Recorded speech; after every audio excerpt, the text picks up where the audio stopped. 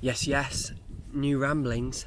This time I was joined on a magical rooftop in the middle of Tirana by ornithologist and conservationist Mirjan Topi, who gave up a couple of hours of his Sunday to come educate us all about his work for PPNEA and the Egyptian Vulture project throughout Albania.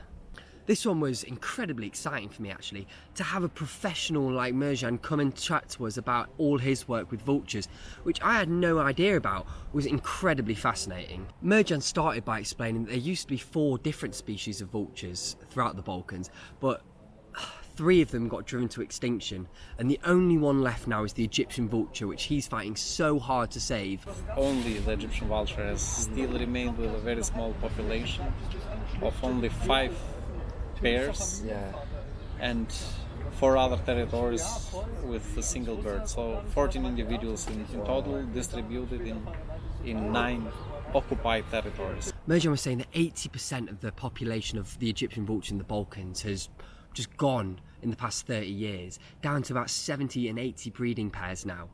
And thinking about that is crazy. And in Macedonia, in one day, half of their population was wiped out, down to 20 pairs. I had loads of questions with all this. Principally, just three species are now extinct. There's one species, the Egyptian vulture, which is pretty much extinct. And why are people poisoning vultures in the first place? And I just couldn't wrap my head around it.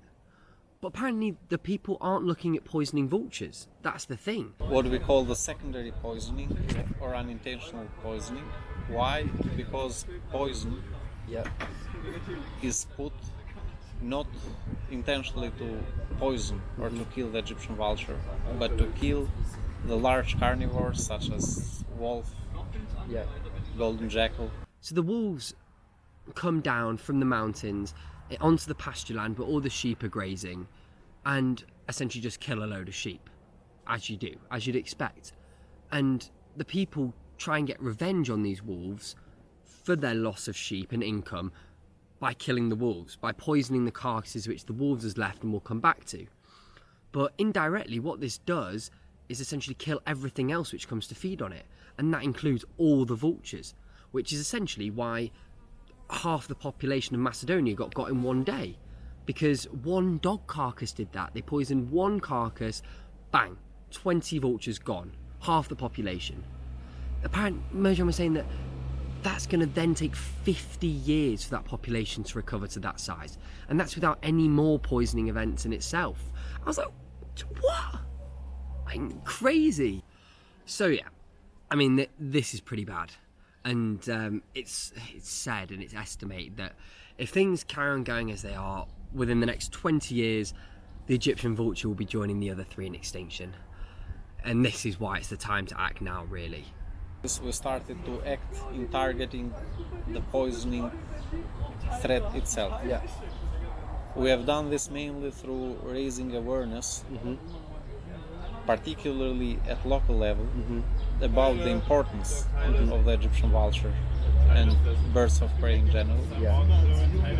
Not only for their ecologic role as cleaners of the environment, but also as touristic attraction, particularly for bird watchers. And secondly, we started also to carry out concrete actions to at least try to decrease the poisoning events through building supplementary feeding stations. What I didn't realise at all was the critical functionings they play as a part of our lives as well. And the amount of problems that we'll see around the world if they go extinct is ridiculous. The vultures are essentially the cleaners of our land, our ecosystems. Anything dead, cow and the similar, the vultures will just go and eat. And they work together, each one can have a different role, but they essentially can strip a carcass down to the bones, and that completely prevents any spread of disease. And this sort of chain of events is something that is quite hard for us to wrap our head around and something to consider. But I mean, Mirjan, he summed it up so well, and I would let him do the talking. First of all, what should people do? They should learn just one simple thing. that our survival, or in our context, our standard of living is very much connected with the state of the environment or the state of the habitat where we live. As healthier as an habitat or ecosystem is, as better it is for us, because there are the ecosystems which provide all the means that we need to live. But people have also to understand that nature or ecosystems do not exist to provide services only to people, but they are home to thousands of other species which have the right to continue using the ecosystems, and which play a very important ecological role, which also serves to our standard of living. However, I think the thing I found most important, and I learnt the most, was that it doesn't just matter about Albania. Albania is just one of the nesting sites in the Balkans and part of a huge flyway which stretches from the Caucasus, the Middle East, Central Asia, all the way down to East and Central Africa, where the birds will go spend their winter months. And this essentially means that all the hard work that Mirjan and his colleagues have done to protect the species in Albania means nothing if the same problems are just going to occur further down the line.